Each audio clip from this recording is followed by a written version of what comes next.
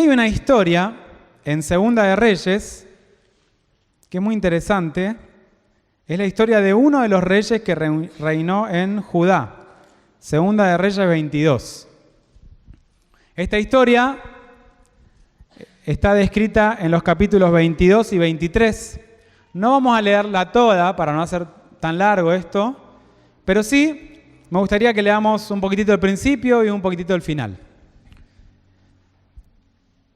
Esta es la historia de Josías. Josías fue uno de los reyes que reinó en Judá. Y antes de leer su historia, me gustaría destacar algunas cosas. La historia de los reyes, que se viene relatando, tiene la particularidad de que termina con una frase característica cada vez que cuenta lo que hizo tal rey. Y esa frase es que ese rey hizo lo bueno a los ojos del Señor o hizo lo malo. Así de simple, termina cada historia diciendo, bueno, este hizo lo bueno, este lo malo. Resulta que Amón reinó antes que Josías, había hecho lo malo. Manasés, que reinó antes que Amón, también había hecho lo malo. Así que con esa historia venía Josías, con esa herencia, vamos a decir. Los dos reyes anteriores a Josías habían hecho lo malo a los ojos del Señor. Así está escrito. Y vamos a leer un poquitito de la historia de Josías. Dice así, Segunda de Reyes 22. Yo tengo la versión Dios habla hoy, así que si en algo es diferente, tal vez es porque es otra versión. Dice así, Josías tenía 8 años cuando comenzó a reinar y reinó en Jerusalén durante 31 años. Su madre se llamaba Jedidá, hija de Adaías, y era de Boscat.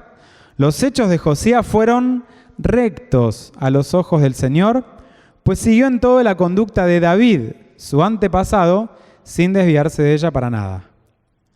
Y dice así, en el año 18 del reinado de Josías, el rey envió al templo del Señor a su cronista Safán, hijo de Azalías y nieto de Mesulam.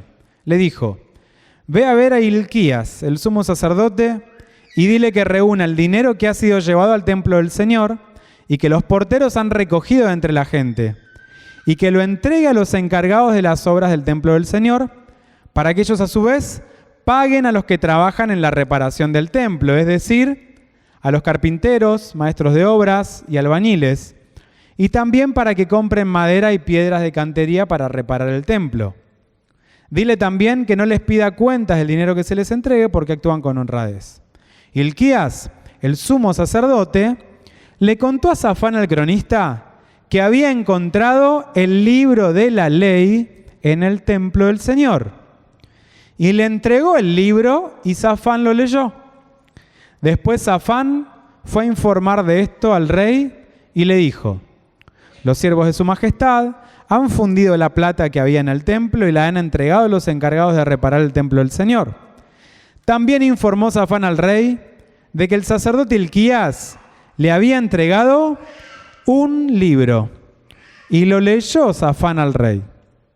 Al escuchar el rey lo que decía el libro de la ley, se rasgó la ropa y enseguida ordenó a Hilquías, a Hicam, hijo de Safán, a Acbor, hijo de Micaías, a Safán el cronista y a Asaías, oficial del rey.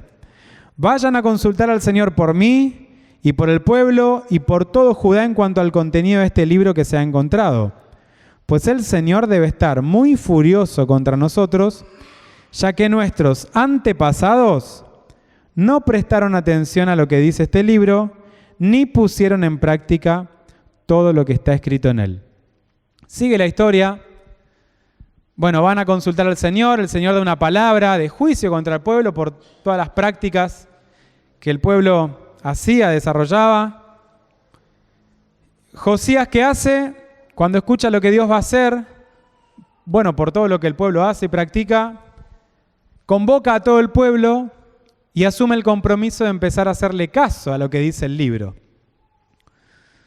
En el versículo 3 del capítulo 23 dice, el rey se puso de pie junto a la columna, se comprometió ante el Señor a obedecerle, a poner en práctica fielmente y con toda sinceridad sus mandamientos, mandatos y leyes, y a cumplir las condiciones de la alianza que estaban escritas en el libro.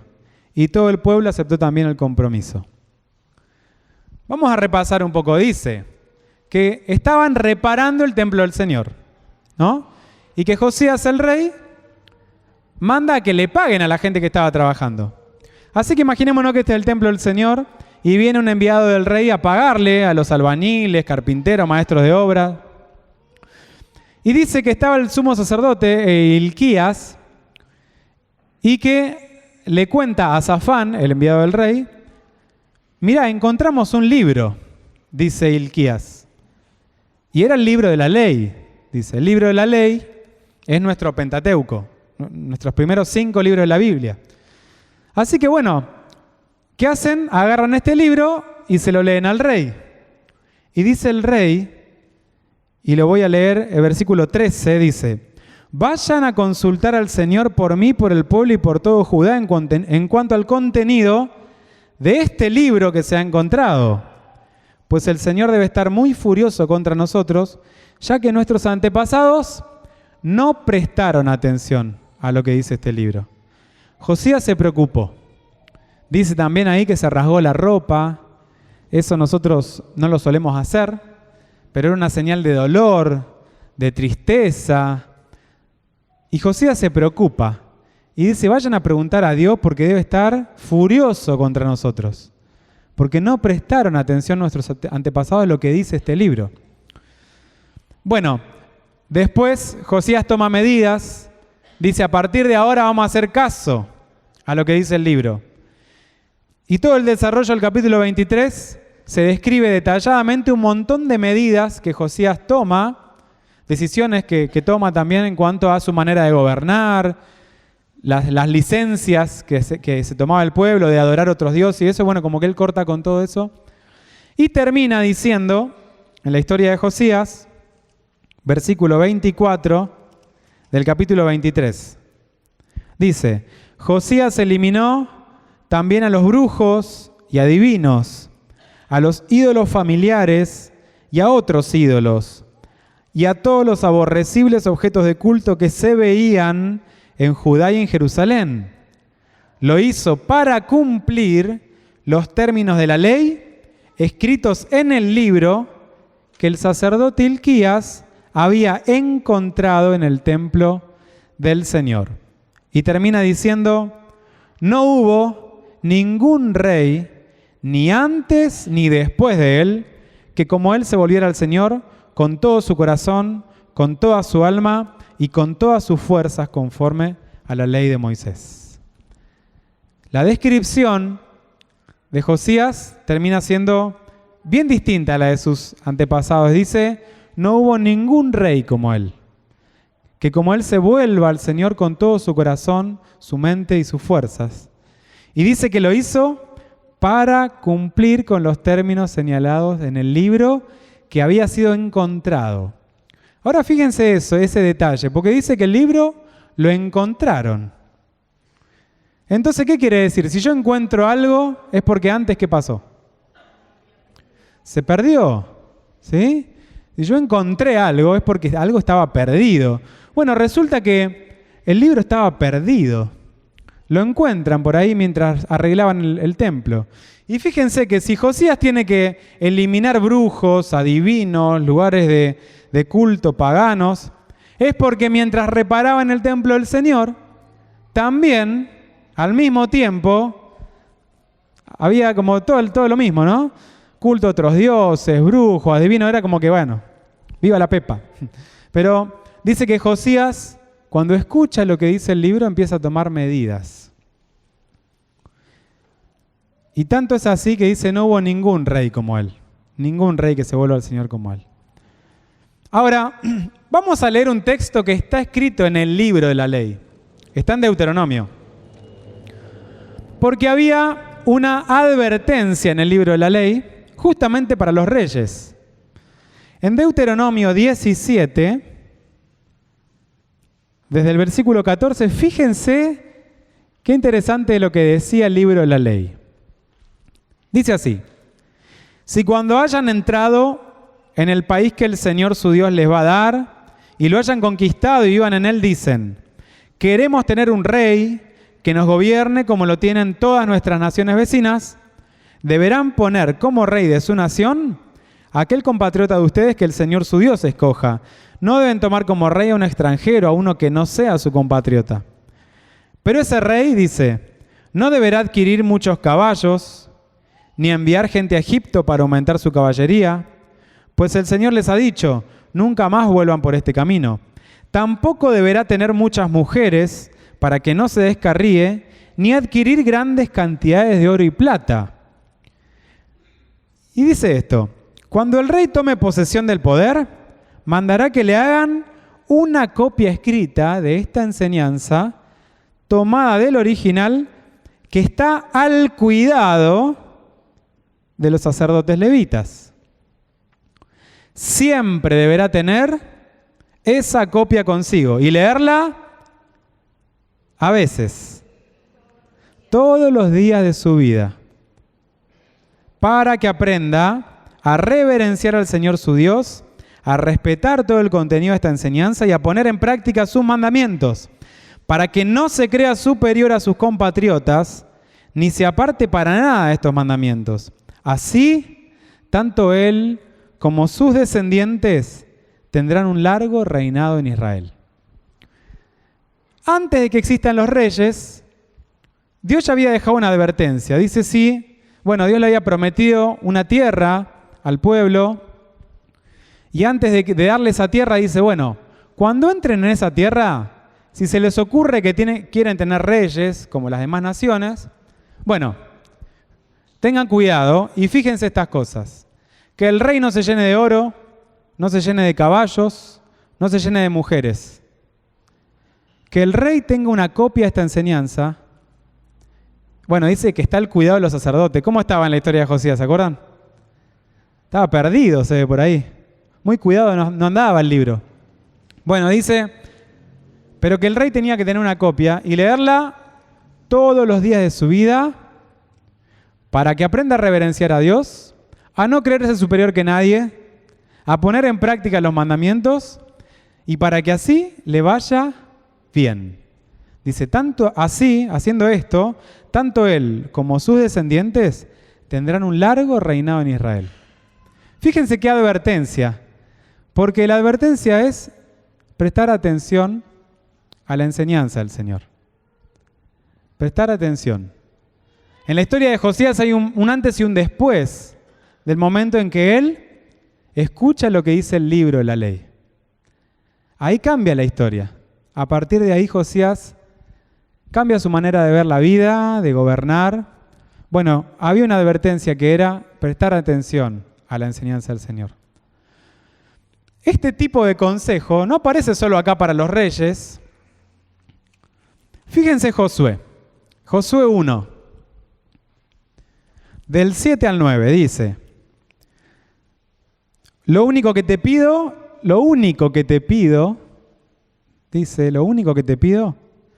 es que tengas mucho valor y firmeza y que cumplas toda la ley que mi siervo Moisés te dio. Cúmplela al pie de la letra para que te vaya bien en todo lo que hagas. Dice, repite a veces, siempre dice, lo que dice el libro de la ley de Dios y medita en él de día y de noche, para que hagas siempre lo que éste ordena, así todo lo que hagas te saldrá bien. Y después de esto, seguido viene el versículo tan famoso: yo soy quien te manda que tengas valor y firmeza, no tengas miedo ni te desanimes, porque yo, tu Señor y Dios, estaré contigo donde quiera que vayas. El consejo para Josué era, la advertencia: lo único que te pido, presta atención al libro de la ley y medita en él de día y de noche. Así que al rey le daba este consejo, a Josué también. Y fíjense lo que dice Salmo 1.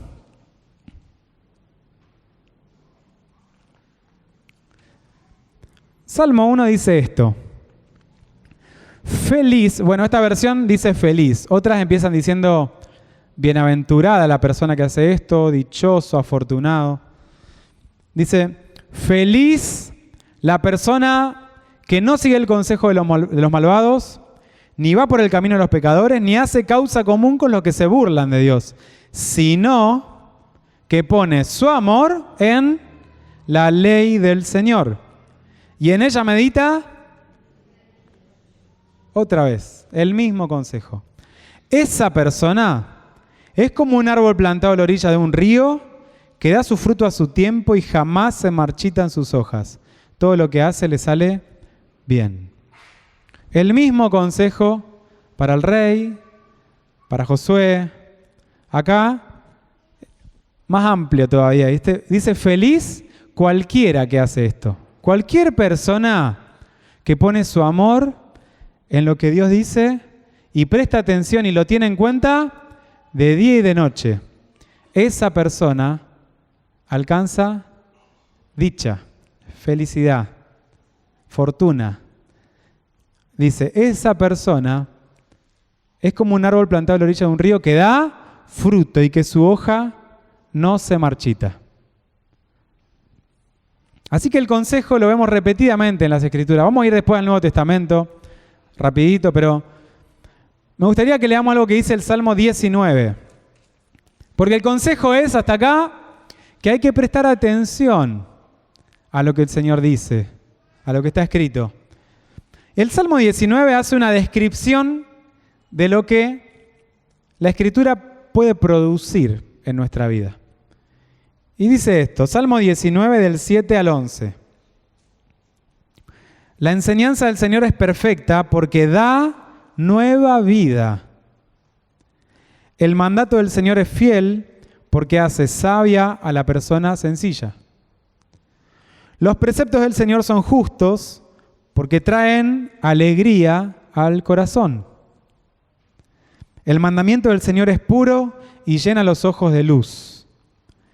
El temor del Señor es limpio y permanece para siempre. Los decretos del Señor son verdaderos. Todos ellos son justos, son de más valor que el oro fino. Son más dulces que la miel del panal. Son también advertencias a este siervo tuyo y le es provechoso obedecerlas. Dice que la enseñanza da nueva vida, hace sabia a la persona sencilla, trae alegría al corazón, llena los ojos de luz, permanece para siempre. Dice, los decretos del Señor son más valiosos que el oro fino, más dulces que la miel del panal. Y son advertencias que nos conviene obedecer. Salmo 119, todo el Salmo es como una alabanza a la palabra del Señor. Obviamente que no lo vamos a leer todo, no se preocupen. 44 y 45 del Salmo 119 dice esto.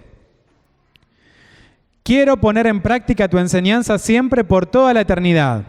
Así podré vivir en libertad, pues he seguido tus preceptos. Quiero poner en práctica tu enseñanza siempre por toda la eternidad. Así podré vivir en libertad, pues he seguido tus preceptos. Más adelante en el versículo 160 dice, en tu palabra se resume la verdad. Eternos y justos son todos tus decretos. Estos dos conceptos me llaman la atención. Verdad y libertad. Dicen que se pueden experimentar a través de la palabra. En un tiempo en donde la verdad parece como que es relativa y la libertad, algo a lo que uno, puede acceder a través de sus propias estrategias o métodos o gustos o la palabra es clara, dice que la libertad la vamos a experimentar en la medida que practiquemos la enseñanza del Señor. Dice, quiero poner en práctica tu enseñanza, así voy a poder vivir en libertad. Esto lo afirma Jesús. Jesús, en Juan 8,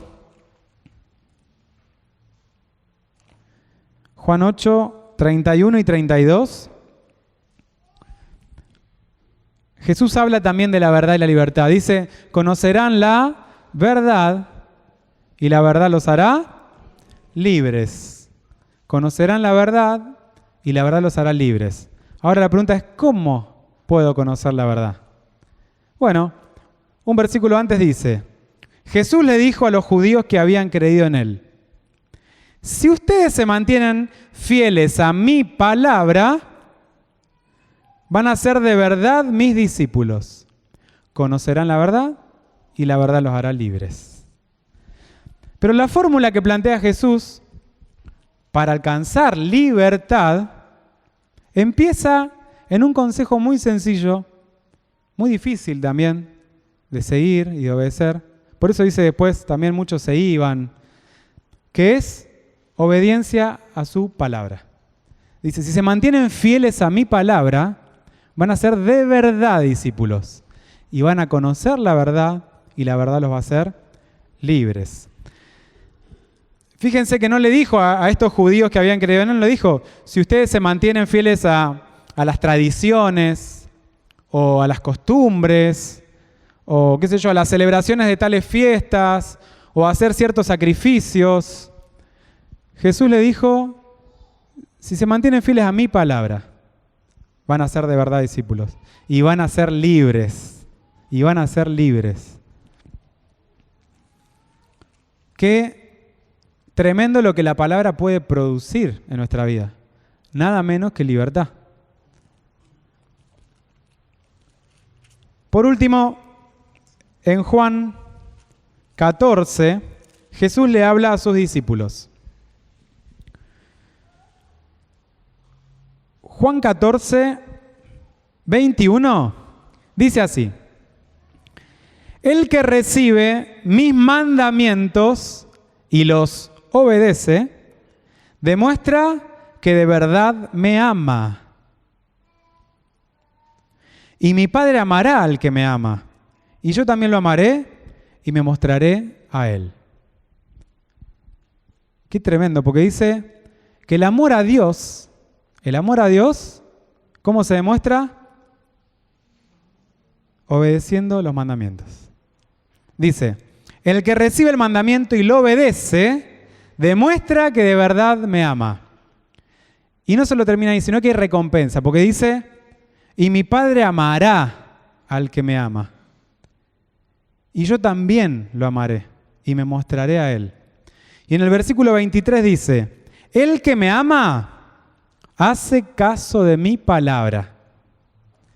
Y mi Padre lo amará, y mi Padre y yo vendremos a vivir con él.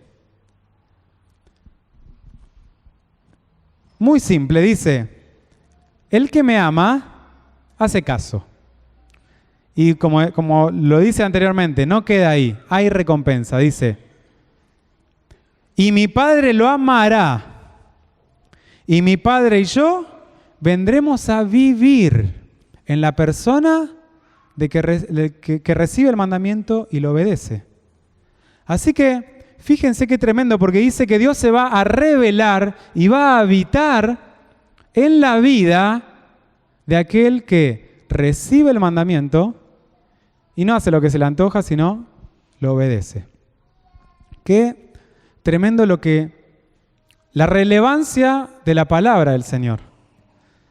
Porque bueno, yo puedo, confundirme y creer que el amor a Dios lo demuestro de otras maneras. Yo puedo decir de la boca para afuera un montón de cosas lindas para Dios.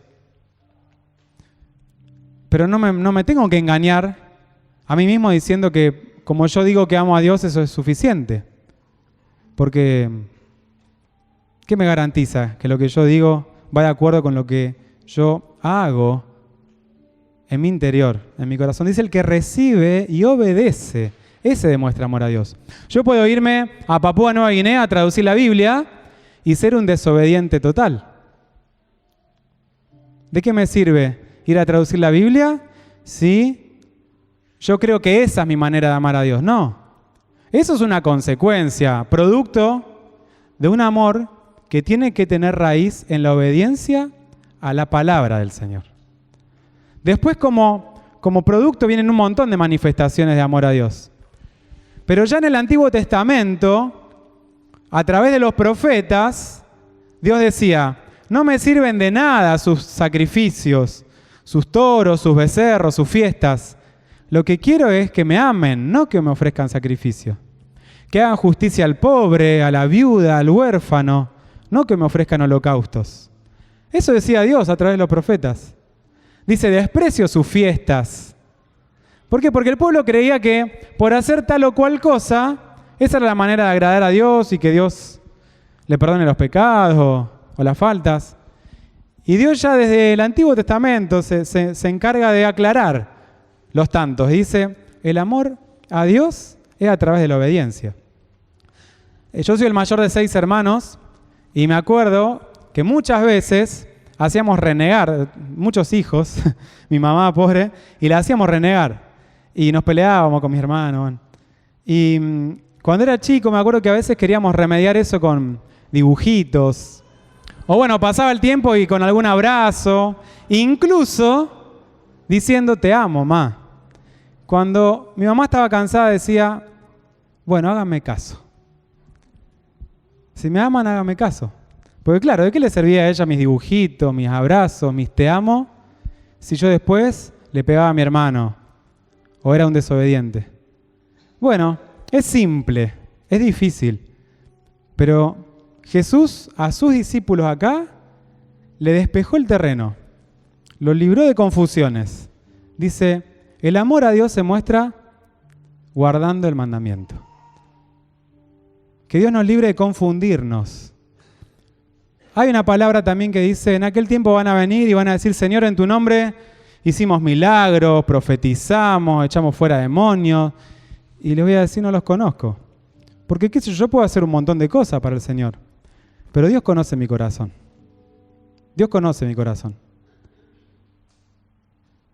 ¿De qué me sirve a mí traducir la Biblia o estar predicando acá si yo después en mi casa trato mal a mi esposa, a mi hijo, a mis vecinos, o en mi intimidad no obedezco al Señor?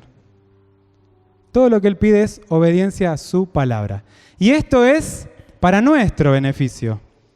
Para nuestro beneficio. Dice, el que recibe el mandamiento y lo obedece, el Padre y yo vendremos a vivir en esa vida. Dice, el Padre y yo nos mostraremos a Él, dice acá. Así que, si queremos la vida del Señor en nuestra vida, empieza por la obediencia a su palabra. Dice el Salmo 1, el que medita, reflexiona, tiene en cuenta lo que Dios dice, es feliz. Feliz el que hace eso. Y va a llegar a ser como árbol que da fruto y que su hoja no se marchita. Todo lo que hace le sale bien. Quiero poner en práctica tu enseñanza por toda la eternidad, así voy a poder vivir libre. Dice el Salmo 119. Oramos para terminar. Señor, tu palabra es lo más importante en medio nuestro y queremos guardarla en nuestro corazón, atesorarla, Señor, reconociéndonos necesitados, pobres en espíritu, Señor, necesitados de tu consejo en nuestra vida, Señor. Te rogamos que por la acción de tu Espíritu Santo nos ayudes a guardar tu mandamiento, a recordarlo, Señor, entendiendo que eso es todo lo que nos pedís. Y podamos ser como árboles que dan fruto y que nuestra hoja no se marchite, Señor. Te necesitamos, Señor. Tu palabra da nueva vida, hace sabio al sencillo, trae alegría al corazón, llena los ojos de luz, permanece para siempre. Es más valiosa que el oro, es más dulce que la miel. Son advertencias que nos conviene obedecer. Te rogamos, Señor, que nos ayudes a mantenernos fieles a tu palabra para ser verdaderos discípulos y experimentar libertad.